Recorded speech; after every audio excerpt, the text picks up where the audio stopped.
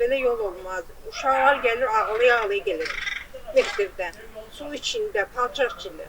Xaçmaz şəhərinin Nəsrəddin Tusi küçəsinin yol problemi illərdir ki, həllini tapmır. Sakinlər qış aylarında bu küçənin keçilməz hala gəldiyini deyirlər. Yolda yaranan iri çuxurlar yağış yağan kimi palçıqlı gölməçələrə çevrilir. Nə uşaqlar dərsə gedib gələ bilir, nə də böyüklər keçir. Bəzi sakinlər bu yoldan keçmək üçün hətta uzunboğaz çəkmələrdən istifadə edirlər. Sakinlər Nəsrəddin Tusi küçəsinin də digər küçələr kimi asfaltlanmasını istəyirlər. Bərbaddır da, gezmək olmur. Ümumiyyətlə nə qadın, nə uşaq buradan piyada ya dükana, ya dərsə gedən gedib gələ bilmir.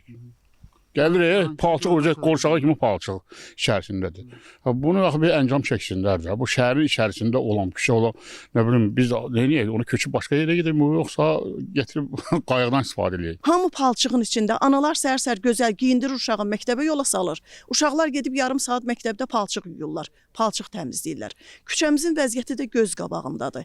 Evlərimizə hətta qonaq gəlmir, vallah.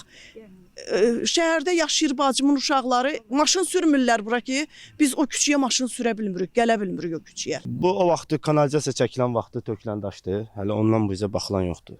Heç kim baxmır. Müraciət eləmişik. İcra hakimiyyətindən də müraciət eləmişik, baxmırlar. Xaçmaz şəhərinin digər bir hissəsində, Xətai küçəsində də analoji vəziyyət yaşanır. Ətraf küçələr abadlaşdırılır, bu küçənin dərdinə əlac tapılmır. Bizim küçə nəsə hər bir şeydən qıraq qalıb. Nəsə bu küçə tanınmır.